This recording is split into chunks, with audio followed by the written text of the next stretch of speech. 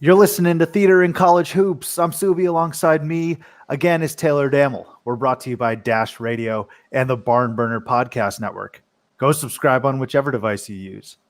I actually heard Dojas Balbay, former Texas point guard, subscribed. So you should as well. One of the worst free throw shooters ever. Dojas Balbay was actually just a terrible shooter. I just hated him as a whole, honestly. I think he was like a 4-year starter, and he was that perfect quintessential college point guard where you don't really have a choice but to play him. Like, he's good enough to start, but he's not going to win you any games. Now, wasn't he on the teams with like Nick Kabongo and those guys? Maybe. I think they were excited about Kabongo, and then he didn't really do anything either. But Dojas Balbay, he's pretty much a foot soldier. Like, he is a dedicated foot soldier to the Texas Longhorn program. He subscribes, so you should as well. Check out the website at thebarnburner.com. That's the-barnburner.com. And make sure to follow us on Twitter at CBB Theater. You should also follow me at Subi232 to find out where the theat is, and Taylor at Taylor Damel. We're sponsored by Blue Note, artfully crafted small batch bourbon, distilled in Memphis and honoring the Memphis Blues. Be noteworthy, Memphis. All right, T, I'm going to get to your Kansas trip over the weekend here. I want to hear all about it. We're going to recap that. We have a great show for you today. We are previewing the Big 12, so what better way to segue into your Kansas trip than to talk about a place you were in Big 12 country, right? But real quick, some breaking news prior to us recording. The NCAA has now essentially permitted student athletes to profit off of their own likeness. We've been pretty much, us and LeBron James, I would say, have just been pretty much moving this conversation forward. And I say that facetiously, but LeBron actually just put out a tweet essentially kissing his own ass, saying, I'm glad I was able to have some sort of impact on this. But the NCAA now will be permitting student athletes to profit off their own likeness. I'm actually very surprised at how quickly this happened, mostly because of how much they've dug their heels in on this subject in the past. And so this is how I look at it, and I'll get your thoughts on it in a second. I'm cautiously optimistic. It's exciting news, but at the same time, you're like, okay, what's the catch? As in, I don't trust the NCAA at all to make this work and for this to actually come to fruition in a timely fashion, right? I don't think they're going to go back on their word and say, oh no, we're not, we've thought about this again. We're not going to allow student athletes to profit. I just think the NCAA and Mark Emmert are so goddamn inept that this isn't going to be in effect and official for a while. What say you? Yeah, I mean, I agree. I actually think that's fine, because I think there's a number of things that need to be ironed out here still, right? Like, is there a cap to this? Is there, because I think the one thing that everybody worries about is, can this car dealership down here pay Zion Williamson $1 million this year to go and, go to this school and then be the face of this car dealership or whatever, whatever example you can come up with, is there going to be like a limit? Is it $100,000 a year? Is it 200? Is there a limit? How are we going to prevent people from getting paid, multi-millions of dollars and maybe almost not a bribery situation, but hey, come to my school and we'll pay this. And maybe there isn't, maybe there shouldn't be a limit. I don't know, but I'm sure that's one of the many questions that they'll have to figure out. Obviously, the timing of when this is going to happen is going to be California's is until 2023, right? Right. And so maybe it'll fall in line in this. And then that's really interesting, because now, does it need to be moved up before that? Does it need to be moved back now? How, there's a lot that needs to be done in between time. And then also I'm reading here that one of the key points is that there should be a clear distinction between college and professional opportunities, and how you're going to interpret what's a college opportunity and what's a professional opportunity would be interesting. And then, of course, you have people. I just saw this tweet a couple of minutes ago. I'm sure you saw from Senator Richard Burr. Such a fucking loser. In North Carolina, where he said that if this bill goes through, he's going to be introducing legislation that subjects scholarships given to athletes who choose to cash in to income taxes. So the $42,000 or whatever your scholarship might be worth, he wants to have that taxed. And that's just a perfect example of just why we can't have nice things, So he's absolutely the guy that he's going to mask this and parade it around under the veil of some sort of economic justification. But deep down in places he doesn't want to talk about, he's just like, I don't want to see these kids be happy and get paid. They should, the free education's enough. The free lunch is enough. Right. That's really the root cause of that tweet. And if he follows through on it. Oh, 100%. And I think, the best example of why that's not going to work, in my opinion, or why his legislation won't work, is the first response on that tweet was, oh, so like if an engineering student comes up with some kind of gadget and sells it, does that mean that his scholarship needs to be taxed? Yep. So yeah, I think it's tough to tax something like that because, there is a monetary cost to it, sure, a scholarship, but how do you determine whose scholarship is more valuable? Value and cost maybe aren't the same thing in this particular situation, but how do you determine whose scholarship is more valuable than another's? There's just a whole lot of gray area that doesn't need to be even discussed, in my opinion, on that side, where it's just like, all right, give these guys the opportunity to make some money. These guys and girls, the opportunity to make some money. There's a lot to figure out. And I would hate to, despite the fact this is a monumental decision and a really positive one, I would hate to miss the opportunity to still shit on the NCAA in a way. And that is that, okay, so in September is when the bill was passed in California. So month and a half ago, right? So the NCAA was able to come up unanimously and put this kind of deal forward in 6 weeks. An organization that couldn't put anything together in any amount of time. This was going to be my hug today, but I'm going to skip forward and I'm going to use something else as a hug. We're 7 days until the start of college basketball. 6 days when this gets published. As of right now, according to Jeff Goodman, there are still over 60 players who still don't know if they're eligible for this coming season.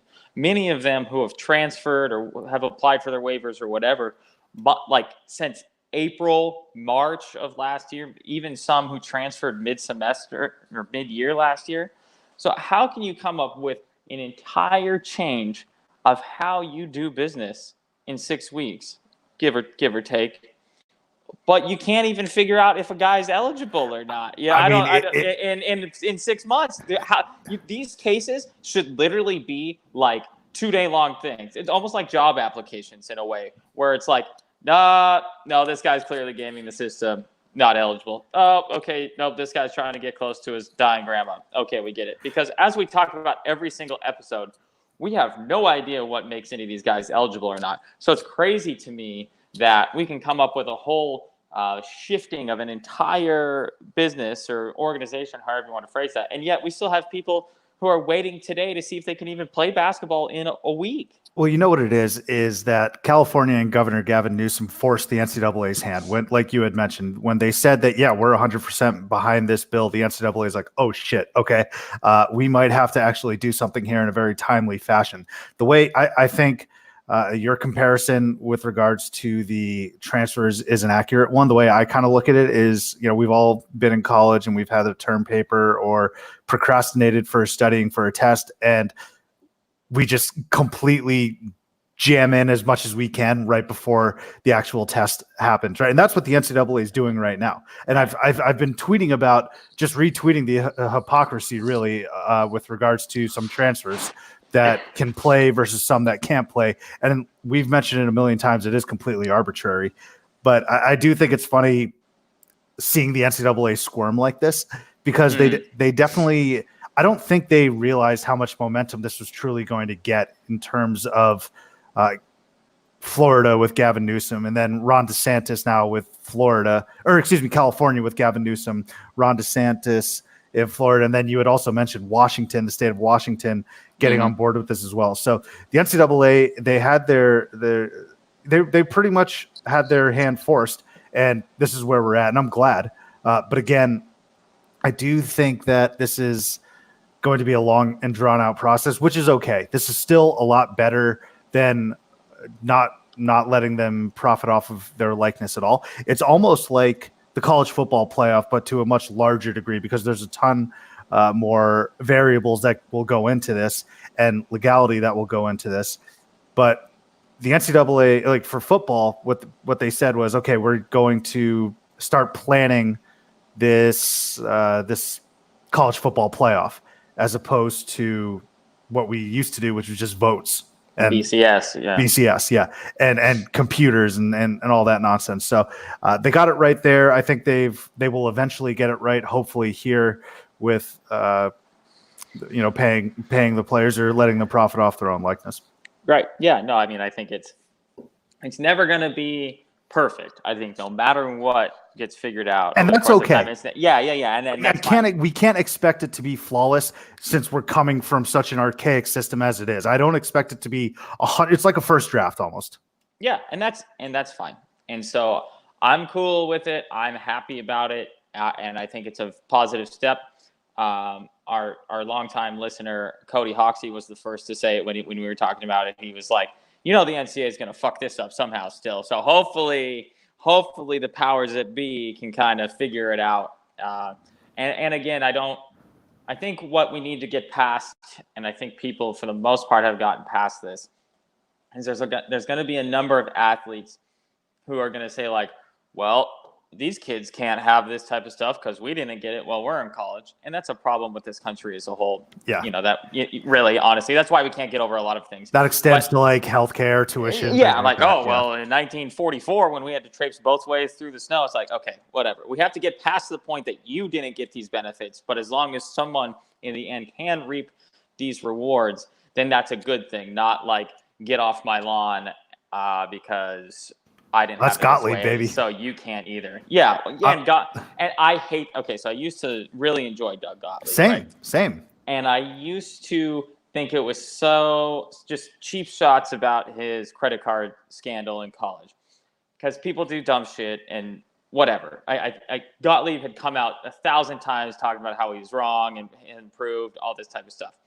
But and so I hated when people would say that was, oh well, yeah, you don't know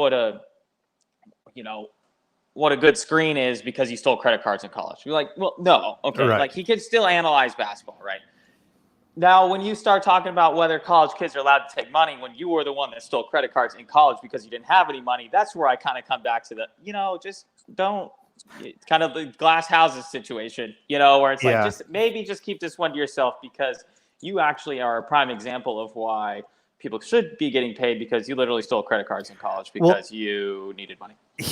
Wanted money. Yeah, he's the prime example of, and this is the ironic part, is stick to sports. Doug Gottlieb and like Clay Travis, they're the ones that are telling people to stick to sports, and that's fair. Like, you can have your opinion on that, whatever. Right. But in this case, it's me saying to Doug Gottlieb, stick to like literally analyzing those pick and rolls. Right. Stick to analyzing a team's defense, because once you step out of that boundaries with your checkered past in college, which a lot of people do have, it's not going to be taken very well. So, but a big step forward, I think we can all agree, and it definitely had to be covered. I want to transition though to your weekend. Talk to me about Kansas City, because you went on literally the perfect weekend that you could have gone. Kansas State beat Oklahoma, and then of course your Packers won. So take me through Friday to Sunday. Just a complete luck of the draw, really. Shout out Michelle Damel, my mother there. A couple months ago, she calls me and she goes, "Hey Taylor, do you think you want to go to the Packers Chiefs game this year?" I'm like, "Well, fuck yeah, Mom! Like, why are we even asking the question? Pull the trigger." So I have some aunts and uncles that live in KC, and my mom had a conference in Lawrence, where she's at right now, actually. And so we decided to come in early. I have a cousin who's a sophomore at K-State, and it was their homecoming. And so we're looking at the schedule, and we're like, oh shit, we're going to be there the same weekend as Oklahoma too. So decided to go out to her homecoming there on Saturday. Woke up 6 a.m. We're Pac-12 guys, especially Arizona guys. We're used to having all damn day to tailgate and get up leisurely, watch the first sets of games, then maybe roll down to the bars for a bit, then get on the campus, whatever, a little later in the day. This game was the first game of the day, as most Big Ten and Big 12 games are. And so 11 a.m. kickoff. So we roll into campus about 8. It's freezing. We're cooking up the screwdrivers. We're pounding some CL Smooths there. And great tailgate scene in Manhattan there. They very much do take their tailgating serious.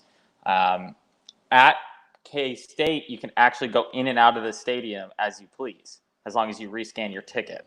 That's an environment conducive to drinking. That's why Bill Snyder is there for 80 million years. Yeah, right. So we actually went out back to the parking lot like 2 or 3 times during the game, like quarter breaks and stuff like that, because where our seats were was right on the rear concourse of the stadium. So, I mean, it was only 5 minutes back out to the car, especially at halftime, and whatever. So back and forth, as long as you were in by the fourth quarter is when you were good. So we actually we missed kickoff. We actually saw a man have a heart attack in the parking lot before the game. Is he okay? No, but I don't want to bring the mood down of this podcast. Probably could have just left that up, right? Yeah, sorry. It was kind of a shocking experience, but they take their football seriously, and then on top of that, K-State played their best game of the year, and Oklahoma probably played their worst. And I said for the game, everyone in the crowd was like, "Oh, we're gonna get crushed today." I said, "I didn't fly 900 miles." Wake up at 6 a.m. to come here and watch a blowout, and I didn't. So K-State go ahead. I was just going to say, can I ask real quick, before you even stepped foot into the stadium, you gashed your hand?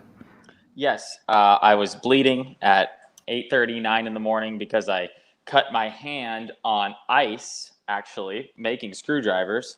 And luckily I noticed no blood made it into any other drinks. But yeah, so I was bleeding. Again, as we've talked about on previous episodes, it's fall, it's football season. You got to play hurt sometimes, and so I had to play hurt that day. K-State ended up winning, being the number 5 team in the country. That was awesome. Went out and hung out around through Aggieville, which is their bar area there in Manhattan, and then checked out my cousin's sorority house and whatnot there. So kind of your standard, exactly what you would think. Made it home, back to KC that night, had some barbecue, woke back up the next day, headed down to Arrowhead Stadium for Packers, Chiefs, and Arrowhead is dope. It's you got to go. If you're listening to this right now and you're a football fan, you got to go, because that place it's like Lambeau Field in Green Bay in a lot of ways, in that, like, this is a traditional thing. This isn't like a new corporate whatever. This is like, we've been here for 60 years. Like, I grew up next to Lamar Hunt type of people, then. So we had a great tailgate spot with some family friends. Edward Damel, my dad, had a fireball shot or two beforehand. So that's huge. Set the tone. Have to. And then the Packers came away with a big victory, although, Patrick Mahomes wasn't playing. I get that, but great game. And there's probably about 20,000 Packer fans there. And big weekend there in KC. It's interesting because this is a college basketball podcast, so I don't want to belabor the football point here, but I think when you think of Kansas and college athletics, you instantly you think of KU and basketball. Yeah. Right. Probably their most successful and tradition-rich program in the state. Right. But I don't think local Kansas City people. I think it's real split from what I could tell. And obviously, I was with K-State people. Between K-State and Kansas, or Kansas and Kansas City Chiefs? No, between K-State and KU. Yeah. KU or K-State has a much richer football history, and they take football very seriously in Kansas, and because of the Chiefs, and KU doesn't have any football history really. So it was really interesting because obviously we're not in basketball season quite yet, but there was a lot more K-State stuff around than KU stuff, even though Kansas City is closer to Lawrence. But But yeah, so that's what I thought was interesting. Is K-State? I mean, there was a lot more love than locally than received nationally. Kansas gets a lot of love nationally. It's almost like, having not been there and not knowing this specifically, it's almost maybe how I would anticipate, take Duke out of it because I'm not going to count them in this situation, but maybe how like a UNC and NC State, Yeah. where we think of UNC as like the, like, yeah, that's the school in North Carolina, because Duke is private and small, and I just don't, Nobody ever really, in terms of like the fandom and people that rep their schools. You're right. I mean, Duke's small too, right? Right. It's only like 8,000 kids. So But yeah, I think if you went to North Carolina, you would find equal amount of UNC and NC State people. And I think that's probably a good analogy for the K-State KU, where us nationally from the outsiders, we think of KU as the school there. In reality, it's probably 50-50. Yeah, well, I mean, it all comes down to publicity and titles and traditions, right? I mean, I think Kansas basketball, you could argue, has the greatest tradition in all of sports. Right. Literally, the guy who invented the game was at Kansas, right? He coached at Kansas. So it doesn't get more traditional than that. And then I think just in terms of winning, right, Kansas has that going for them as well, as opposed to Kansas State. Kansas State, it isn't necessarily synonymous. They're just always going to be viewed as the little brother to Kansas, in my eyes, at least. From outsiders. Exactly. Right. From outsiders' perspective. But once you step foot into Kansas City, I'm sure that is different. So one last point, though, that I want to get to before we two quick points, actually, before we actually get into our Big 12 preview. Number one, Kansas State fans are insane. They are low key and one of the most underrated savage sports. That's kind of where I was going with that. Yeah. But I'm talking sure in terms of their fandom, but I'm also talking in terms of their drinking and partying ability. So UCLA was playing Kansas State in a bowl game. I think this was Rosen's last year, maybe a second of last year. They were playing in Phoenix in their bowl game, and we decided to go to that game, or we were planning to go to that game. And so we're downtown and we're partying, and we meet this group of K-State people. And I think in about an hour, I was like a 15 on a 10, strictly because of them. They kept feeding me beers. It wasn't like, hey, do you want to come up to the bar with me? We'll both get a drink. It's like, here's another. I was toting the rock all day. I had about 15 carries for like 200 yards that day, and I was just dead after that. I completely blacked out. And so the thing that takes it to the next level, though, is I remember talking with these people, and I asked them, like, oh yeah, how are you guys feeling? They're like, oh, like about the fucking game, like about Josh Rosen. They're like, oh, I'm feeling pretty good. I actually took some Molly before this game. Like, what? These guys were fucking tailgating with Molly. And I was like, okay, I don't know what the fuck goes on in Manhattan, Kansas, but this is completely new to me. So that was when I kind of said to myself, oh shit, we are not in Kansas anymore. Wow. Right? Wow, right? Toto. So it was that. And then also the next day, this girl that we were drinking with, because we had a mutual friend or whatever, she literally like fell down some steps and completely rearranged her face.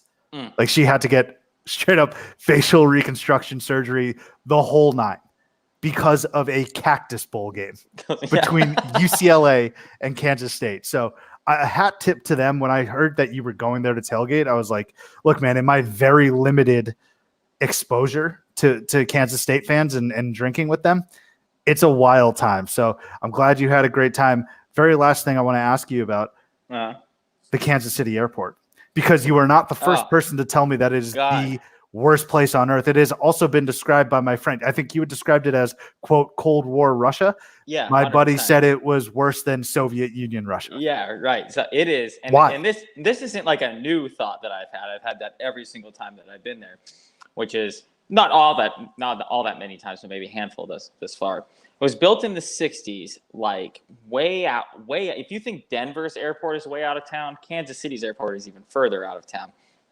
And it is just classic 60s concrete, like bunker looking. You can't get cell phone service in there because it's like 83 feet deep of concrete.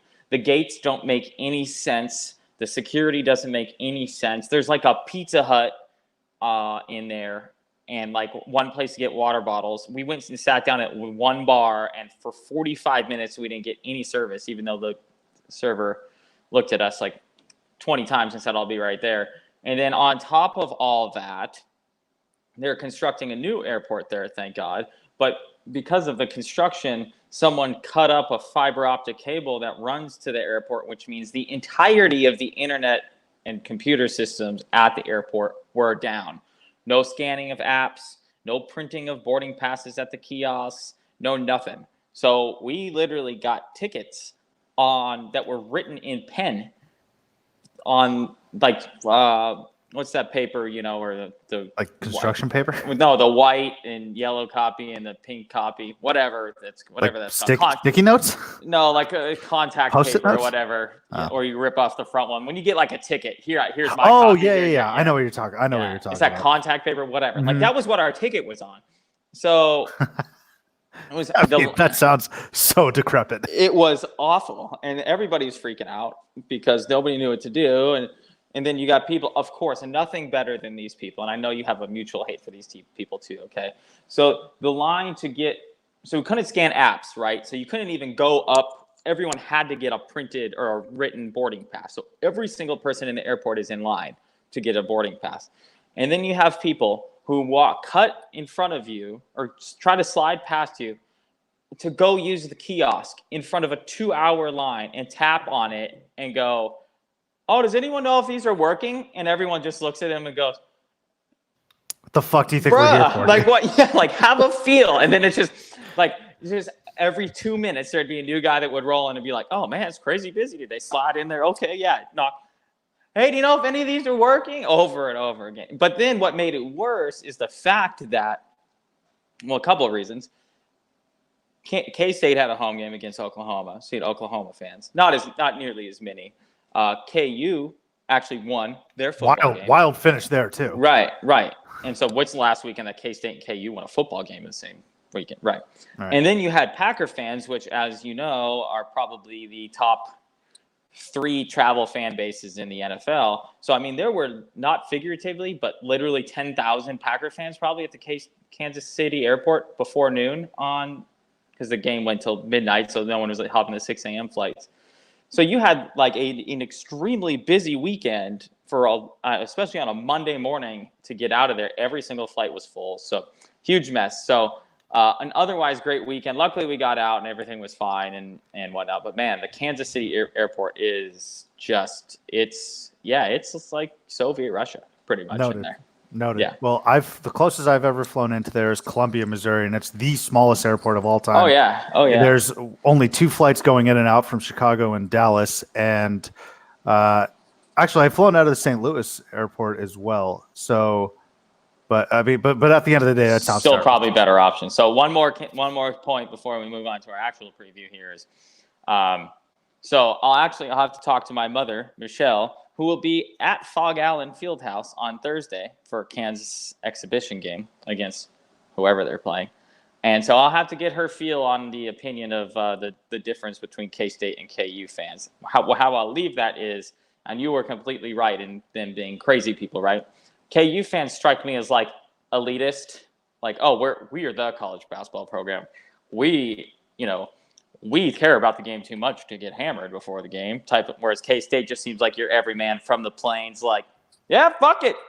Let's get out there and have some fun. Which is kind of funny because we talk about how people within the state view K-State and Kansas as someone not from Kansas. I view both of them as like farmer rednecks. Right. That's kind of how I just look at it. Right. I think the people who are like, oh yeah, well, you've heard of, kind of like Duke fans almost in a way. Oh, you've heard of Cameron Indoor, right? You've heard of Fog Allen, right? You've been there before? No, dude, never fucking heard of it. Yeah. K-State fans are like, hey, beer? You heard of that before? Because we like that. So I don't like Kansas, like KU. They're one of my least favorite schools in the country, and I can tell you now, that's even more exacerbated after my trip to K-State. I'm like, that's my Plain school now. That's my Plain State school is K-State. Well, then 100%. we're rivals. Then we're rivals because a couple episodes ago I said Kansas is my new team. So yeah, that's true. let's dive into our Big 12 preview here. We'll start with Coach of the Year. Taylor, who you got in the Big 12 for Coach of the Year? Starting with Coach of the Year. So I don't like this guy necessarily, but I think that he's going to have a much improved squad over last year, and that's Scott Drew with Baylor.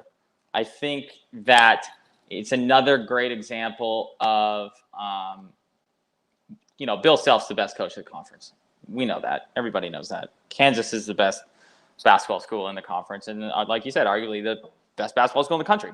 So Bill Self theoretically could win the Coach of the Year every year, except for last year. He wouldn't have won it last year. But I think Scott Drew is going to have a much improved team over last year. They don't have a lot of stars. Baylor doesn't have stars, but they have a lot of returners, and they have especially their guy that got hurt there in the middle of last year. What's his name? Oh, Tristan Clark. He's got hurt. He was on a tear last year. Going to be an all-conference player this year, in my opinion. They have a couple good transfers that are coming in there. So I think that they're going to be a solid tournament team. They're going to be, in my opinion, a top 5 seed in the tournament. But you're not going to look at Baylor and be like, I don't think Baylor's ever going to crack the top 10.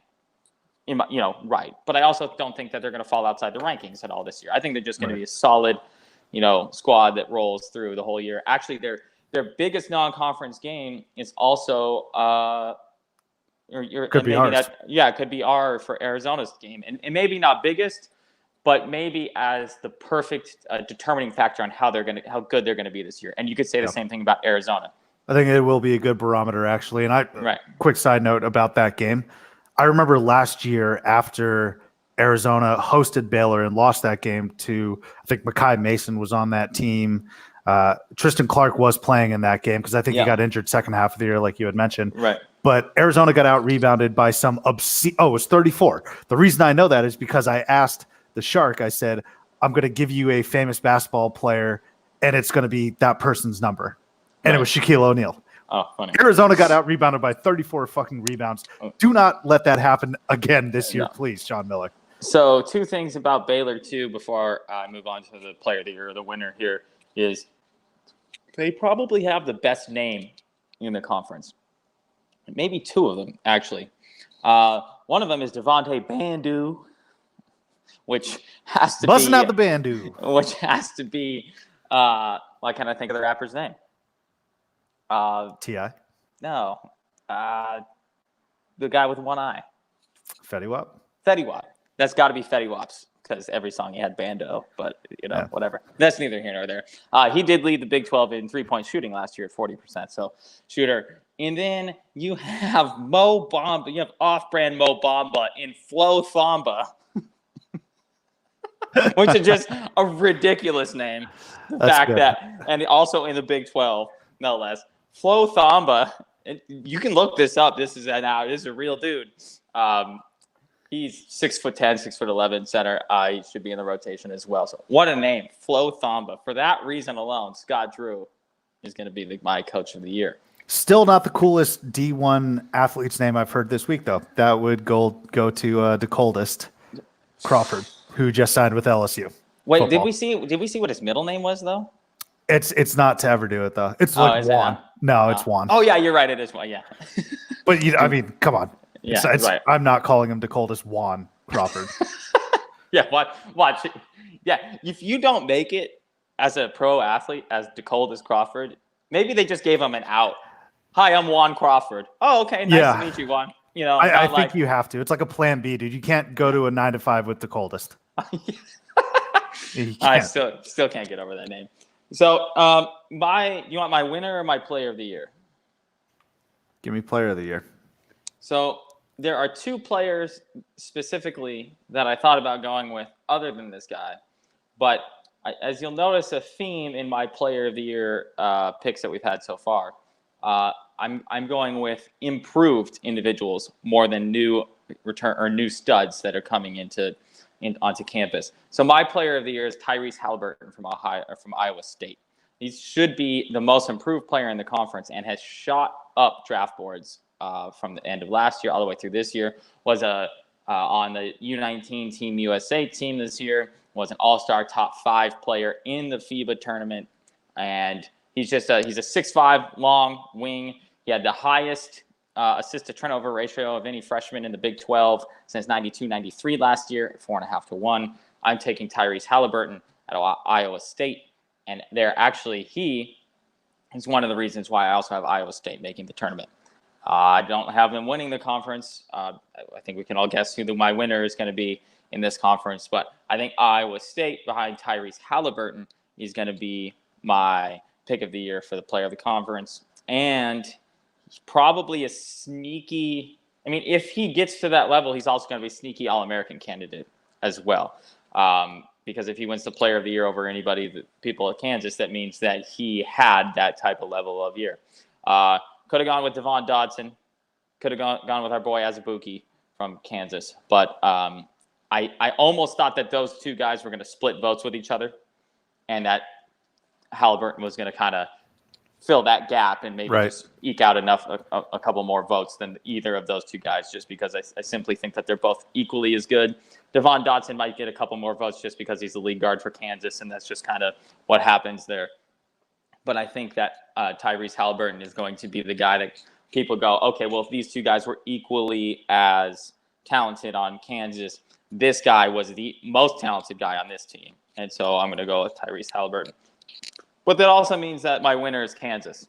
And we could probably go into 3 hours of why Kansas would win the conference, but really we could put it just into the fact that the rest of the Big 12 isn't that good. Not at the top end. There's just not. Texas Tech is not going to be as good as they were last year.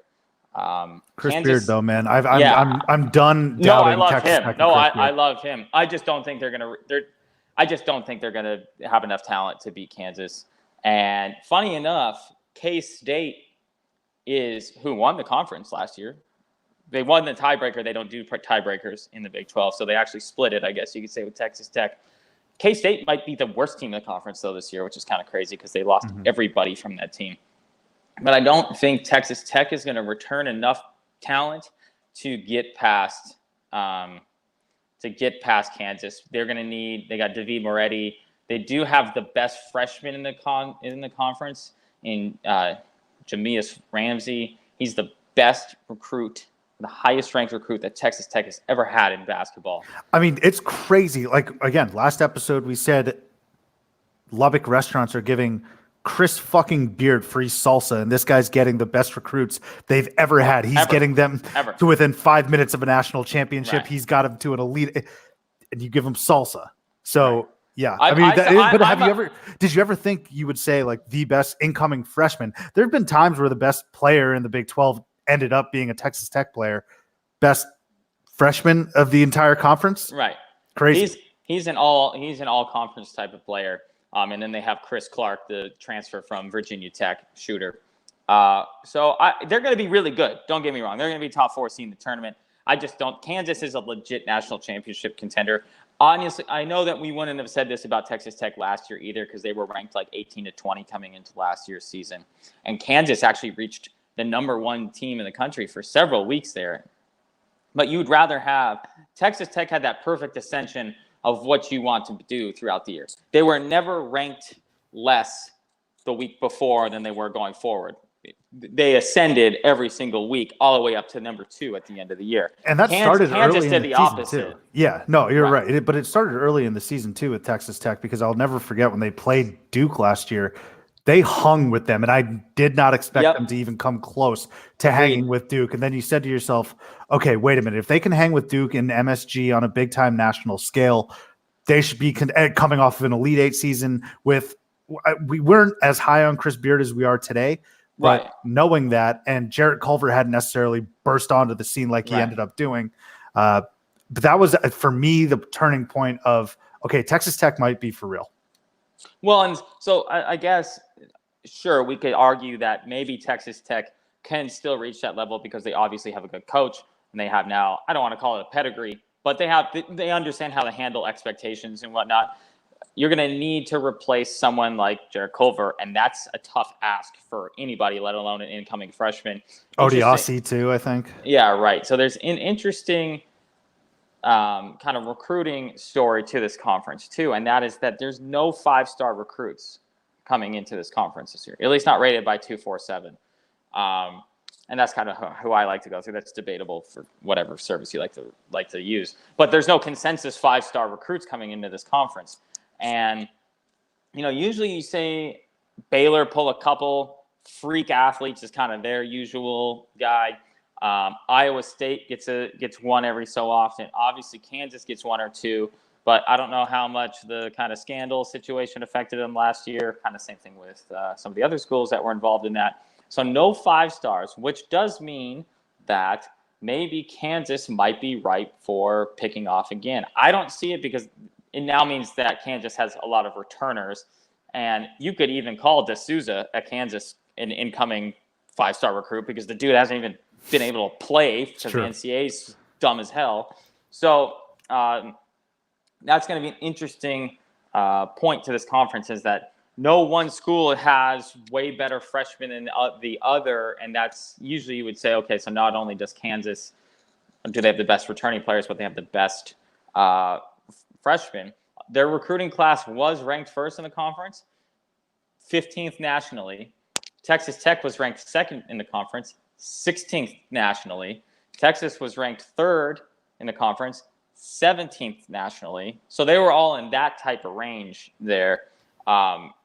And so I guess it's all about the returners this year, and Kansas just returns more talent than any other team in the conference, and that's why I have them as my winner. Yeah, it's pretty interesting, though. We talked about the SEC and how, and I think I have thoughts about the SEC the same way you have these thoughts about the Big 12, which is there's that clear-cut number one in SEC's case. There's two, and then I think the rest of the conference sucks outside of Florida and Kentucky with the SEC. And it seems as if you're trying to say, outside of, let's say, the clear-cut number one in Kansas, and then Iowa State / Texas Tech. And Baylor. Yeah.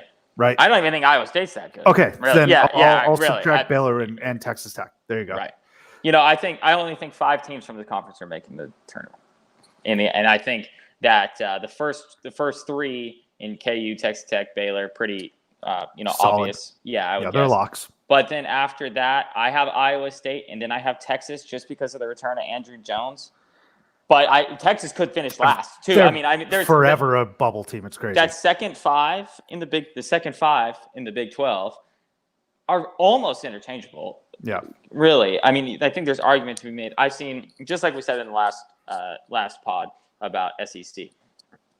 I see people that have ranked West Virginia to finish last again, and I have seen people have West Virginia as a bubble team in the tournament. So that last 5, I definitely think that they're going to be towards the bottom end for another year. But those bottom 5 are completely interchangeable compared to, like the top 4, who at least 3, who I think are pretty solid. And I don't think that it's funny because I don't think Baylor is ever going to get better than Texas Tech either. Right. I just think that they're kind of slot into, top 2 seed, top 4 seed, top 6 seed type of range, and they're going to stay in their lanes, I guess, for lack of a better term. Right. Well, I hate to bore the theater goers with this segment because it's going to be boring, because I agree with every single one of your predictions. I'll start with Coach of the Year. I am going to go with Scott Drew and Waco. I think this Baylor team, you had mentioned this, and actually a lot of the reasoning is pretty similar, so I'm going to try and, I don't know. Here's what I'll do. Just word it better than I did. What I'll do. Yeah, this is kind of like another essay that I've written in high school. We're like, I'll just use different adjectives. I'll go to like synonyms.com instead of dictionary.com. Just use really long words. Yeah, bullshit somehow, right? So, but in all seriousness, I'm sticking behind all these picks. I'm going with Scott Drew, but I'll try and offer maybe an alternate. So Scott Drew is going to win Coach of the Year because this Baylor team, they used to get studs, right? Freak athletes, and then the rest of the unit would do their best to fill in behind them. You talk about guys like Isaiah Austin, Torian Prince, Perry Jones. Those are all 5-star recruits that come to mind. And then they just end up fizzling out in the first round of the tournament. Actually, one of those fizzle out tournament games was against their future point guard, Mekhi Mason, when Mekhi Mason was playing with Yale. And I think after that game, Torian Prince gave us an unreal post-game soundbite about being out rebounded when he was like, you jump for the ball and that's a rebound. Go look it up. It's like the most, and they were like the most athletic team in the country, playing against an Ivy League school. Yeah, yeah. Right. So, but I think this year Scott Drew has a great mix of those guys, right? It's not leaning one way or the other. And you had mentioned again, Tristan Clark, he returns after injury this year. As far as he goes, Baylor's going to go. And I think Scott Drew's going to have to be able to coach up everyone from the back. So Tristan Clark returning is monstrous for them. And I think he's also going to win because there's going to be some voter fatigue. Now, if you can already believe it, but there probably is voter fatigue with Chris Beard and Texas Tech. Clearly, Bill Self, you had alluded to that. Mm-hmm. But in addition to Self and voter fatigue, Kansas is expected to run through the conference and win the national title potentially, right? So everything that he does is gravy. He needs to win a national title. So if he wins the conference again, which he didn't do last year since the first time, I don't know, like my balls dropped, like the first Bush administration. 14 years. Yeah, right. It was actually the Bush administration, though. So yeah, no, I know. That wasn't facetious. I looked that up as well. Right.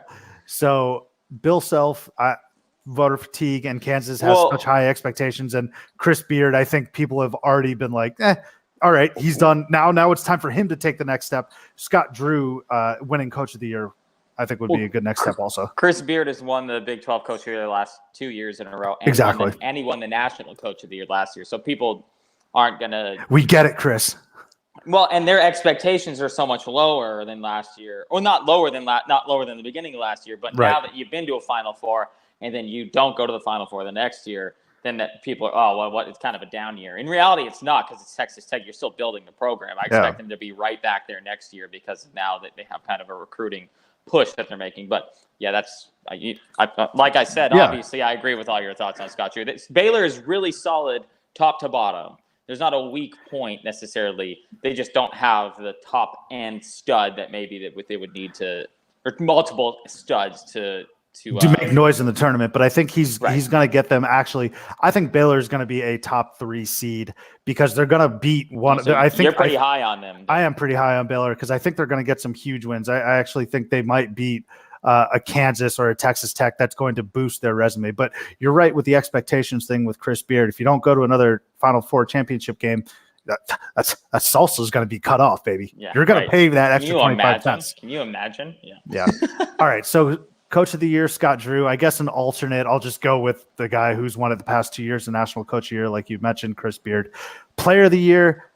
I also went Tyrese Halliburton. I thought he was going to be. I was kind of going. I thought, I know, I did too. Yeah, right. Same. I'll give you an alternative though, who I actually truly believe could win it. It's Udoka Azubuike. Yeah, I think. I think he was preseason player of the year last year, and then he got hurt, which really sucks. I hope he can stay healthy because he is the heart and soul of that Kansas team. He may not be the most talented. You could argue that he is, but heart and soul, leadership wise, he's that guy. He's played in the Final Four. Yeah, he's incredibly good. So if you want to look for someone outside of Halliburton, Azubuike is it. But I'm going Tyrese Halliburton as well. 6'5" guard who can shoot really well, and the production is going to be on him to come through. Iowa State doesn't necessarily have that well-rounded team that you've come to expect from them, but that's not to say he's not going to get support. I think Steve Prohm does a great job he's done a great job of keeping this program afloat after Hoiberg left, and he can groom players, right? Nobody heard or knew about Talon Horton-Tucker a year ago, turned him into a second-round pick. He's able to recruit as well. Mariel Shayok, from the transfer window, he got him over as well. So I think Steve Prohm is a good enough coach to help Tyrese Halliburton. And I agree with you in the sense that if Halliburton can up his scoring, almost like a Jordan Nwora, if Jordan Right, no, that was Nwora, my exact comp in this situation. if Not Nwora, not from their playing standpoint, but from if they do the what they can do, ascension up there. Yeah, right. If Nwora can score, he's going to be ACC Player of the Year, which we thought. If we can increase his I think 17 points per game to, let's say, 25, or maybe a little somewhere between 20 and 25, he's ACC Player of the Year. Same with Halliburton. I think he's going to get the Big 12 Player of the Year, and then also jump into that lottery projection. So I got Tyrese Halliburton with an alternate of Doak as your Player of the Year in the Big 12. And then last but not least, this I actually don't feel that bad about agreeing with, but it's Kansas, regular season champion, number 2 overall team in the country, national title aspirations. But my reasoning is different from yours, and I'm actually excited to share that. So we had talked about this, but they finally lost the Big 12 last year. They didn't win at least a share of the Big 12 title for the past 14 years. Again, I think like my voice was cracking at that point. I was going through puberty. It's crazy to think of the absolute domination that they've done. And I'm a huge sucker for things that have happened or things that have transpired since the last time Kansas won. There's got to be a graphic out there that I want to see. But Kansas hasn't won or isn't defending champions. So there's a chip on their shoulder. Doak is back. Devon Dotson's back. Silvio D'Souza, who is probably going to be in the Van Wilder house at some point because he's been on the team, I swear, since like Josh Jackson. Yes. All 3 of those guys are back. And I mean, I can't stress enough how good their front court is going to be with D'Souza and Doak. It's going to be terrifying. So those 3, kind of like the 3 horsemen, they're back. And then Kansas is going to be so pissed. Not just regarding the Big 12 thing, not having won, but here's their inspiration right now. Azubuk's coming back from injury. He's gonna be on a prove it mission, right? Yes. He's gonna say, "You guys dubbed me this last year. I didn't even get a chance to show how good I could be. I've got a full season of rehab under my belt. I'm coming back." D'Souza finally eligible. This is a fuck you to the NCAA. Okay. Yep. You've been screwing with my eligibility for the past 3 years. He's finally back. For no reason. He's got I'm going to put it in air quotes, a clean bill of health. There's there's always been something plaguing him, surrounding him in terms of his eligibility. To the best of my knowledge, we're all good. We're good to go, right? Right. So that's D'Souza, that's Doak, 2 of their best players having some serious motivation. We mentioned that they didn't win the Big 12 title this year or last year, and that's going to be embarrassing to them. They're going to enter the season with some sort of embarrassment. They're also going to enter the season. They still had a talented roster last year, and a lot of people still pick them. They know that they can get knocked off. But lastly, their leader, Bill Self, under fire from the NCAA all off season. And we've seen in the past couple of weeks with his Midnight Madness and even his words that he is on a fuck you scorched earth tour. So Bill Self is going to he's now like, I think he has a legitimate fire under his ass that he still has to win the Big 12, which would be a new accomplishment. He's going to go win a national title, which is always the expectation there at Kansas. Right. And he's going to flip off the NCAA alongside D'Souza. So those are my biggest reasons why Kansas is going to win the regular season championship. They have so many sources of inspiration alongside the fact that they're pretty damn good. All right, so here you go. Things that were happening the last time that Kansas didn't win the Big 12. Thank you for bringing that up. No problem. Facebook had just launched. The Motorola Razr was the most number 1 selling phone in the country. Great. Actually, Enes Kanter apparently still owns one. Yes. But that's a story for another time. The number 1 song in the country. Do you know the number 1 song in the country in March of 2004? Was it a Sean Paul song? No, but I wish it was. No, you're right in that range, though. It's yeah. I should. Yeah. Fuck. Right. This is actually a little more wild, though. Number 1's movie at the box office was 50 First Dates, because that seems like forever ago. That's good theater. That's good. That's a good movie. Chris Paul was a freshman in college. Barack Obama was a senator. Les Miles was the coach at Oklahoma State. Current Oklahoma coach Lon Kruger had just gotten fired from his job as the head coach of the Atlanta Hawks. Ron Kruger was head coach of I didn't even know he was an NBA head coach. And the Red Sox hadn't even won a World Series yet. So that's crazy. Yep. And Perry Ellis was also a freshman. No, that was not true. That was not true. Clever. Yeah. Dude, I thought you said Perry Jones for a second, and I was going to be like, what? Shut up. Yeah, right. So See, Perry Ellis is a lot more plausible. I agree with all of I think just the fuck you factor is a big enough one. If everything else was equal, I think the fuck you factor would be enough. But the fact that they do have the best roster, the best coach, arguably the best coach, probably the best coach, and the fuck you factor is they're all legitimate reasons to pick. Make them. no mistake about it, the fuck you factor is a real thing. Oh, 100%. It absolutely, especially with college kids who are like, I don't know, they always feel slighted by something. So and nobody believed in us. Subin. Yeah, there you go. Come 15, on. The Patriots have been using that for 20 years. We're still here. 16-0 Patriots. Nobody thought we'd win the Super Bowl this year. Tell your boy fucking Nick Wright that, okay? Hey, that's not my boy. There's receipts on him. That's not my boy at all. That's not my boy at all. Big 12 is going to be very interesting this year, though. I'm looking forward to that. You did bring up we forgot to bring up one guy with Kansas that I think is going to have a pretty big impact, or at least a solid impact, and that's Isaiah Moss, transfer from Iowa, who is also a shooter, and he's gonna provide. He's not going to score a ton of points, but he's just going to provide that outside shot that Kansas probably needs, because it's not like Azubuike and D'Souza and stuff are going to be hitting a lot of outside shots, but having a knockdown shooter like that, especially on the outside, it's going to be, or especially a senior or an older player, it's going to be an important factor for any college basketball team, but especially one with the aspirations that Kansas has. So, well, you know what's going to be, what's another kind of troubling thing that I noticed since we were previewing this? Only one mention, and that was kind of in passing by you, about Shaka Smart in Texas. Neither of us even did you even consider any Texas player for Player of the Year? Did you even consider Shaka for Coach of the Year? Did you even consider Texas to win the Big 12 title? I think that they have a cool story, and Andrew Jones coming back from leukemia is an awesome story. Yeah, that's an awesome story. And they have my boy, Barrow Alaska owns Kamaka Hepa. I love Hepa. Yeah, right. But no, and I think Shaka Smart is squarely on the hot seat this year. If he doesn't, if they don't make the tournament, it's a yearly game they play.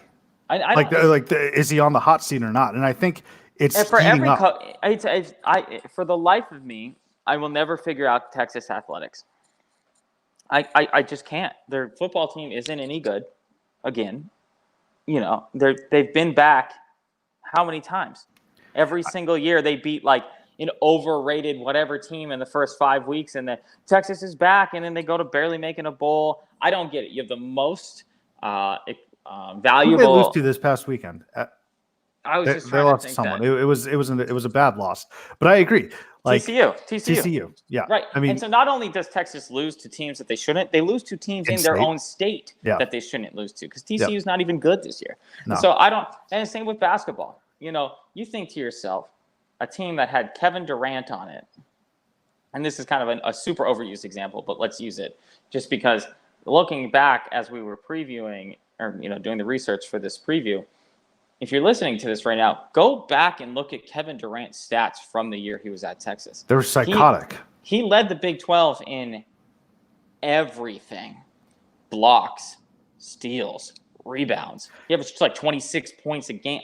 He has an NBA veteran in DJ Augustine on that team as well. Just his stats alone are absurd. I agree. I'm just saying he's got someone else with him too. Yeah, right. No, and you could say that about a number of Texas teams, really, because you look and you're like, oh man, Texas, they got some super talent, and from an NBA level, or at least a drafted level. Not that they necessarily made it as stars in the NBA, but and then you think to yourself like, what's the best Texas basketball team I can think of? Very tepid. Sweet 16 one time. I think it was like TJ Ford, Royal Ivy. I don't know. I believe that was Royale. My bad. It was a long time ago, though, for sure. And you have. I just don't. Last year. I'm sorry, not to interrupt you. Prior. And not to interrupt you, but I just don't get it. I don't understand why. Because you've got all of the talent in your backyard. You've got four of the 10 or 12 largest cities in the country are within 250 miles of campus. And that's not even counting like the South that you can recruit, or the rest of the Plains or the Midwest that you could recruit. You could probably fill out your entire basketball squad just from the Dallas, Houston, and Austin area, and San Antonio too. But Houston and Dallas alone are all the places you'd ever need to recruit. So yeah, it's crazy to me that they're just not good. They're just never good, and it just doesn't make any sense to me. Forever a bubble team, man. Yeah. So you had some good name drops there about previous players on Texas. Let's go ahead and dive into our starting 5 favorite Big 12 players. But before we do that, a quick message from the Barn Burner Podcast Network. All right, Taylor, starting 5, your all-time favorite Big 12 players. Kick us off. So I came to a conclusion while I was going through my list, and just full disclosure on how I go through and find this is I pretty much go back, and I have a certain number of people that come instantly to my mind when we're thinking about these starting 5s. But then I make sure and go through the last 20, 25 years of like all conference teams, stat leaders, players of the week, things of that nature. And as I'm making my lists, I came to the conclusion that there's really only 4 schools in the Big 12 that I like, because all of my options are from those teams. And that is Iowa State, West Virginia, Baylor, and K-State. I don't even like Baylor, really, but I liked a lot of their players. Pretty much the rest of the teams in the Big 12 mean nothing to me. I don't like Kansas, so that I do have one of my players from Kansas, and if anyone knows me, we should be pretty easily able to figure out who my Kansas guy is. So that was almost like I almost didn't want to go like with. A shoo-in. We'll just start with him because I almost didn't want to go with him, but he's such a good player at Kansas, and is probably the best Alaskan basketball player ever. Him and Carlos Boozer, and that's Mario Chalmers. And it's more than just the fact that he's from Alaska, but just the impact that he had at Kansas. He was the Final Four most outstanding player.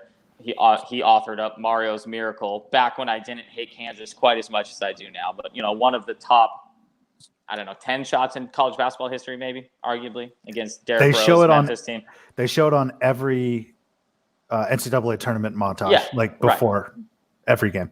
And he was just – the fact that he had a almost decade-long NBA career past that was probably not expected. It was maybe – there was potential for it, but obviously we're just talking about college stuff, but he's got rings with LeBron and all that with the Heat. Miami Heat are my favorite basketball team, so the fact that he went there was also helpful.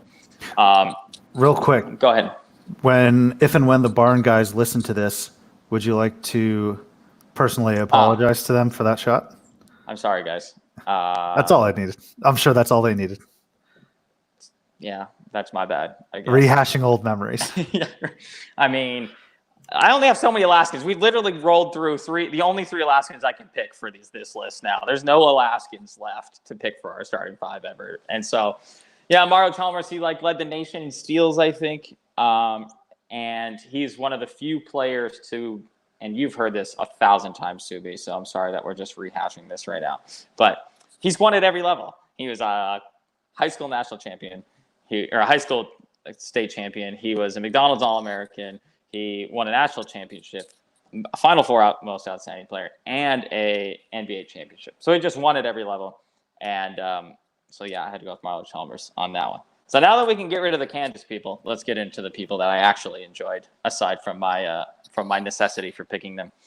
And we could have gone with a lot of stud NBA players on this list, Kevin Durant being one of them. But that's just too obvious. I don't like to go with the obvious people.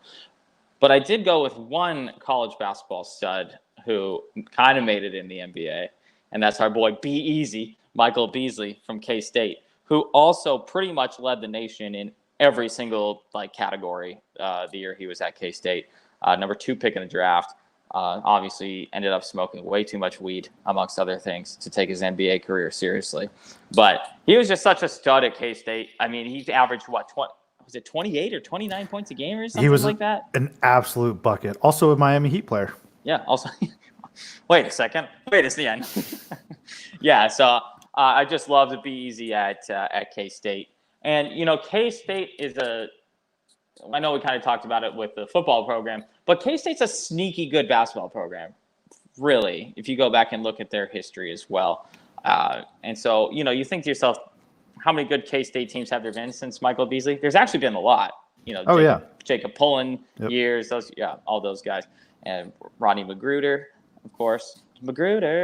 And so Michael Beasley was my K-State choice, though. And just because I have, so much new respect for Manhattan, Kansas, we needed a K-State guy on this list. I mean, all-time quote from Michael Beasley is, "Hey, did you get paid in college?" He's like, "Bruh, I played basketball I chose to play basketball in Manhattan, Kansas." Yeah, right. Yeah, exactly. In the winter, no less. Exactly. So, a lot of choices from Baylor, because we've talked about their future NBA stars. They're just freak athletes. Even their NFL players, Rico Gathers, for example, led the conference in rebounding when he was there. But I went with a much more diminutive man, and that is Tweety Carter from back in the day. That is awesome. That is an awesome pick. I'm sorry. Tweety Carter, who played 6 years of high school basketball, by the way, at 5'9", led Louisiana to his high school in Louisiana to 5 state championships. Okay, 5 state championships. He's the highest scoring high school player in the history of the United States as well. What? Oh, yes. I mean, he's got an extra. Because he was there for 6 years. Yeah. He scored 7,500. He scored 7,500 points in high school. Holy shit, man! I don't know what your high school was like, but we gave jerseys and shit to people who scored 1,000 points in their high school career. That's 7,500. He was the Louisiana High School Player of the Year, or Gatorade, whatever, 4 times. Fucking better be. Yeah, right. Just ridiculous. So he led, along with Ekpe Udoh, another person that I almost put on this list, to the Elite Eight in 2010, and I just loved him on that team. He actually, I can't believe he was a G League player forever, but he's still in playing overseas. So shout out to Tweety Carter for Tweety Michael Carter from Louisiana.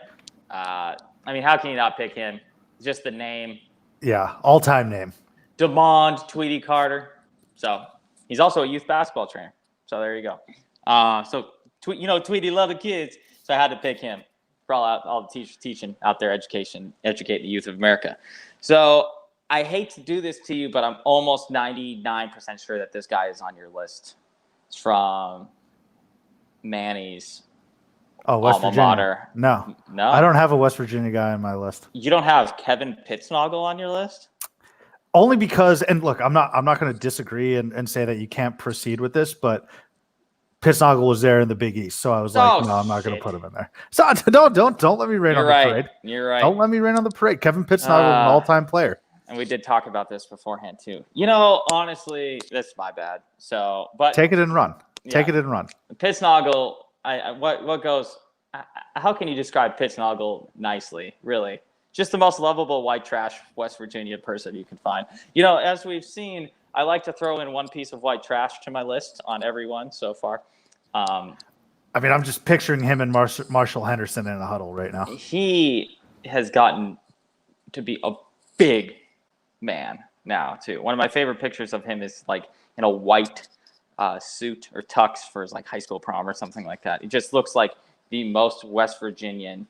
The tats that he had, the goatee, just everything about him. Funny enough, he was a 3rd-team All-American in his senior year. He was good, man. Yeah, that's him. Mike Gansey, they were good. Yep. So and this is like we talked about a couple times. His start in college basketball. Well, it was a little before, this was kind of like our first real serious years of college basketball fanhood in the early 2000s. And so I always just remember Pittsnoggle on ESPN just because, A, his name, B, just white trash. A guy who just got bigger during his career, too. So Kevin Pittsnoggle, I cheated on that one because goddamn conference realignment. That's totally an oversight on my part. We can figure out a punishment for next episode. It's fine. Here's what I'll say.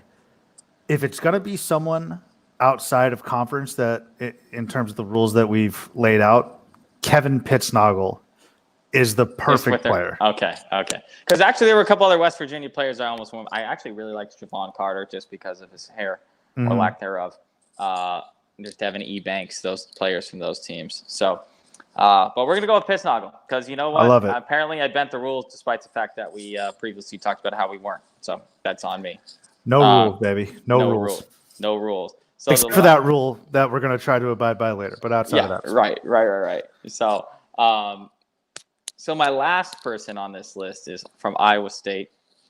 And there were a lot of, I feel like Iowa State always has a lot of similar individuals on their teams. Kind of guys who started off as maybe just regular recruits or not big time recruits and then made it all the way up to almost like conference player of the year type of level. And so my guy that I went with is Melvin Ejim on this list. Loved him. I really liked Monte Morris too. Really liked a lot of those guys at Iowa State over the years. Georges Niang, who was there for 500 years. I hated Niang, but yeah. I didn't say I liked him. I'm just saying that he was there for 1,000 years and was good. Yep. So Melvin Ejim, Canadian, big guy for the North here. And was he he was the Big 12 player of the year that year, his first team, Big 12 a couple years. He was an academic All-American, huge, because obviously I care a lot about that. But 4-year starter or 4-year player there at Iowa State. And the problem is I really like Iowa State. Or no, I don't really like Iowa State, but I like Iowa State generally. They're a classic example of a team for me that I always pick too far in the tournament every single year. And they always crush my dreams way too early. But Melvin Ejim, Iowa State. So my starting 5 is Mario Chalmers from Kansas, Michael Beasley from K-State, Tweety Carter from Baylor, Kevin Pittsnoggle from West Virginia, and Melvin Ejim from Iowa State. Tweety Carter, man. Incredible. I can't get enough of Tweety Carter. All right. I will go with my starting 5. First and foremost, I agreed with you on the Kevin Durant reasoning in terms of, he's just obviously awesome. I don't want to pick him, even though he was incredible to watch in college. But this is a guy that is really good in the NBA and was truly, truly electric in college, and that was Blake Griffin. Blake Griffin, one of the all-time greatest dunkers in college basketball history, had one of the greatest dunks you'll ever see when he went baseline and literally hit his head on the backboard. I don't think I've ever seen that level of athleticism. And I think what made Blake Griffin really cool is that he was such a freak athlete and such a good player, and he was from Norman, Oklahoma. So I'm fascinated when these great players are from their local schools that are in the middle of nowhere. You look at Jarrett Culver last year; he's from Lubbock. Like, how is Lubbock and Norman producing this type of talent? 2 top 5, top 6 picks, I think. And so Blake Griffin, just for he was must-watch television. It was him and Steph Curry, basically back-to-back years. They were must-watch TV for completely different reasons. You got the athleticism of Blake, and then obviously Steph and his diminutive stature just dominating from beyond the arc. So Blake Griffin to start it off with.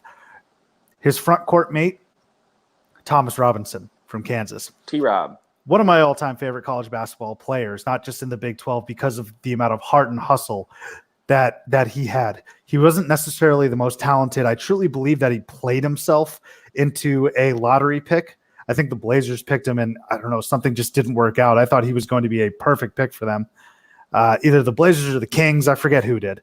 But Thomas Robinson pretty much willed that Kansas team on his back to a national title appearance. Obviously ran up against arguably the greatest college basketball player ever in Anthony Davis, or at least of the last decade, in Anthony Davis and that Kentucky team. So, but Thomas Robinson was just the epitome of heart and hustle. And I agree with you that there aren't a ton of Kansas players in the past that I really like, but he's one of them, because he embodied what it means to be a great college athlete, a great college basketball player. And I really wish he had succeeded in the NBA, but Kings unfortunately got to him. I thought he was going to be a stud in the NBA. So did I.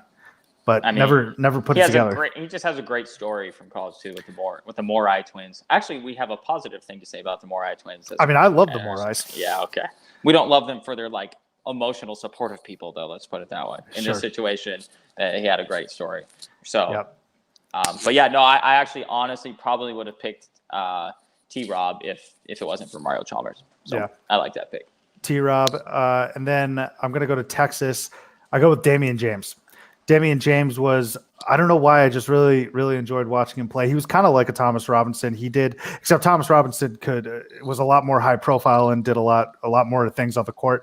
Damian James was on that Kevin Durant, DJ Augustine team, so they weren't necessarily relying on him to produce anything because you have KD and obviously Augustine there to do all of that. But he was, I think like him and Brad Buckner were the dirty guys, right? Damian James would get like 12 rebounds in a game somehow, and come up with the huge stops. He was almost like a Draymond Green. So Damian James, for knowing his role when it could be tough to look across the huddle and you see those two legends, Texas legends. I know we make fun of DJ Augustine, but he absolutely is. But Damian James is on my roster as well. So I started with Blake Griffin, freak athletically. Then I went to two dirty guys, that'll pick up not in a good way, way. Yeah, right. I'm going to go back to being a freak athlete and Perry Jones. Yeah. Oh God, I loved Perry Jones. Jones was fucking awesome, dude. I swear he didn't have any ACLs, or he could just like jump out of the gym. One of the most athletic people. His second jump is ridiculous. He was another player that I thought was going to be awesome in the NBA. I don't understand how he wasn't. It's just a classic guy you look at and you're like, this guy is built. This guy's a creative player, essentially. Yep. The height, the athleticism, the skills. You're like, this guy has to be a stud in the NBA. And I mean, he stuck it. How long was he in the NBA? He was okay. Yeah, I mean, he was fine, but I thought he was also going to get drafted higher than he did. I think he was a mid first round pick, but I think at that moment, Scott Drew was like, because that team didn't really win much in the tournament. Right, so I think Scott Drew was like, all right, I'm done getting these insane athletes that are going to be drafted high. I'm going to build better teams. But Perry Jones, man, him and Blake Griffin were two of the best dunkers I've ever seen in college. And he was electric. He was a lot of fun to watch, to a lesser degree than Blake, must-watch television. And then I'm going to round it out with Jacob Pullen. I almost went with Jacob Pullen too. Yeah. Jacob Pullen's awesome. He was at Kansas State for, I think, 3 or 4 years. But the reason I'm putting Jacob Pullen on this team is I'm giving an assist to Gus Johnson. I think every big-time college basketball fan knows what game I'm talking about. It was Xavier versus Kansas State in the tournament. It's like Tu Holloway and Jordan Crawford going up against Jacob Pullen, and I like Dennis Clemente or maybe even Angel Rodriguez. Angel Rodriguez. Okay. So sorry, that might have been racist and stereotypical on my behalf. My bad. But Jacob Pullen was unconscious in that game, and Gus Johnson giving him those insane calls really, really helped with my memory of a guy like Jacob Pullen, who a lot of people would typically forget.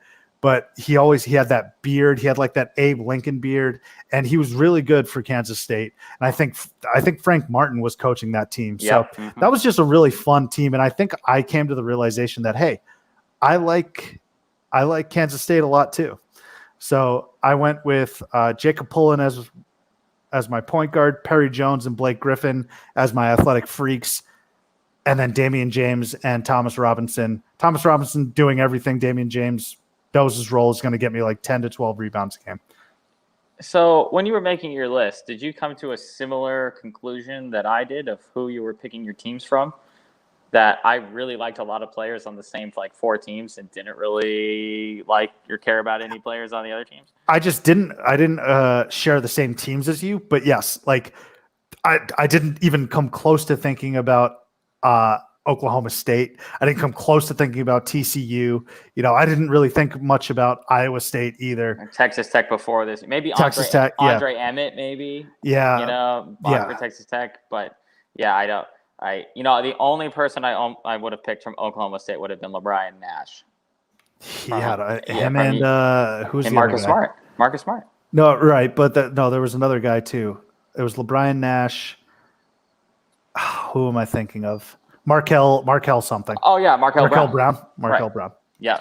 Yeah, so that was about the only Oklahoma State guys I thought of. Didn't think of any, except for maybe the albino dude on TCU. What's his name? Jalen Fisher. He's at Yeah. GCU now. Yeah, I know. I mean, he's in your head. I don't think of TCU for anything, really. So yeah, I just thought it was funny. It was like, wow, I have to choose between 35 Baylor players. Yep. And really no one else. Dude, that is okay. So I put a quick honorable mention here, and that's how I am with Kansas State, because Beasley was one I thought of, Angel Rodriguez and Dennis Clementi. Yep. And so you know what's crazy about Angel Rodriguez and Dennis Clementi is that they're both Puerto Rican transfers to and from Miami. They both played for Miami at one point, and I'm probably going to get this wrong, but I think Rodriguez transferred from Miami to K-State, and Clementi transferred from K-State to Miami. Wow. Or maybe vice versa. It's actually kind of weird. But those guys, and then also KD, obviously. And here's a really random one. I think they were in the Big 12 at this point. I could be wrong. But do you remember for West Virginia, Dennis Caligula? Oh, yeah, of course. Yes. The biggest hands of all time. Oh, yes. Just an absolute meathead down low. Couldn't do anything except was a huge body. A little surprised no Nathan Adrian on this list. Nate Adrian. He's not as talented as Blake Griffin or Culver, but I think he's from Morgantown, went to West Virginia. Yeah, no, he is. About Pittsnogle, also from West Virginia. They just always have That's classic. They always have that guy on their team. And so you know what? Because I cheated, just take Pittsnogle out and put Nathan Adrian in there, and I would have said almost all of the same exact shit about Nathan Adrian. So that's a good point, actually. Put it in there. Nathan Adrian is definitely Pittsnogle's long lost kid. So if you can go back and edit this for me, and just every time I say Pittsnogle, put Nathan Adrian in there for me, and then we'll be good to go. And my respectability will be saved. Testing my editing skills there, but some good starting fives there for the Big 12. Some hilarious names, and I think you're right. Common theme is that we were looking at a select few teams and deciphering who amongst those teams we're going to be making a roster. It's a good reason, and actually it's a good reminder also of why Kansas has won this conference every year for the last 15 years, except for one, and that's like, oh, there were only like 4 or 5 teams that ever had any good players on them, and they all just wilted at the end of the year, just like every single year against Kansas, except for It's true. It's very true. I also want to just real quick before we get to Hugs, double back since we're on the topic of names in the Big 12. Look out for Lindy Waters at Oklahoma State. He could be a dark horse for player of the year, and I think he's going to be incredibly crucial to that rebuild going on in Stillwater. But Lindy Waters. Derek Culver would be my name to remember with West Virginia. If they don't finish last, it's going to be because of Derek Culver, who might even be an all-conference type of player. Yeah. So he'll be the other Culver since Jarrett's gone. So I love it. All right, let's round it out with some hugs. T, who are we giving a hug to? So like I said, I was going to go with a hug for the 60 players who still don't know that they're eligible or not 1 week before the season. But a little news came across my wire today about something that I watch every Saturday morning, and that's College Game Day. Now, College Football Game Day is much bigger than College Basketball Game Day, but it's something that, obviously if you're taking an hour and 20 minutes to listen to a college basketball podcast, you probably watch College Game Day every morning on Saturday mornings. I am so excited to give my hug to LaFonso Ellis, who I don't even really like that much in comparison, but he will be replacing Jay Williams on College Game Day this season. Really? And I am fired up about not having to listen to Jay Williams on College Game Day every morning. That's awesome. His stupid shirt thing, which was funny the first time, not the 35th time in a row. Like, you're not cool because you picked North Carolina, your rival school, at just stop. Just stop. What a waste of buttons too. Yeah, right. And dude, I would much rather have you say, I hate North Carolina, I'm never going to pick them because I went to Duke. Don't try to pander to everybody and rip your shirt off and give me North Carolina. Whatever. I don't like him as an analyst. Jay Williams will be going full time to the NBA Countdown role now, since they're rebuilding the whole NBA Countdown staff, or full-time NBA Countdown staff. So hug for LaFonso Ellis. He will be replacing Jay Williams on College Game Day this year. Hug for us too. I feel like as a result of this, this is like a communal situation, right? So I actually thought you were going with College Game Day because it's going to be in Memphis this weekend for football. And so I thought we were giving a hug. So I'll give a quick hug to the Barn guys. I think they got SMU coming to town in Memphis, so that'll be a big squad. SMU's got a squad. Bit of a wagon. Yeah, as a college football bettor, they're 7-1 against the spread this year. So okay. SMU is for all of those listening to this right now. So noted. Just a little fun fact for you. I'm going to give my hug to Doug Gottlieb. I alluded to him a little bit earlier in the program, but poor Doug, man, the Duggar. NCAA is going to be allowing players to profit off their own likeness. And so I have been recording this and not on his Twitter. So I'm going to, right after this, go straight to his Twitter to see how angry and upset he is and pumped to see the false equivalencies that he's going to be making. I actually think he quote tweeted Burr. What was that his name? The politician? Yeah. And he was like, therein lies the problem. It's like, no, dude, you two are just colossal assholes. And again, it's such a fall from grace with Gottlieb because I did used to think he's funny. Sometimes I still agree with him, but it's become a lot more seldom than it has in the past. And it's just a relationship between viewer and analyst that has just gone completely awry. But with this news breaking that players can now profit off their own likeness or will be able to do so, I want to give a big hug for Doug Gottlieb and every other stodgy, old, cranky, get off my lawn reporter that has a problem with this. And he's not even stodgy and old. Well, he's stodgy, but he's not old. Like True. he was close enough back to our list that he showed up when I was doing the research for the last 25 years of players that I would like to, have on my Big 12 roster. So he's not old, but yeah, he still wears hats. like Lebitard, I think, looks like a complete clown, but at least he has views that would be consistent with wearing like a 305 hat. Right. Yeah, that's true. And Miami's just there's no rules down there anyway. So really isn't. All right. Well, that is our Big 12 preview. Hopefully next conference that we preview won't be in complete agreement like we were today.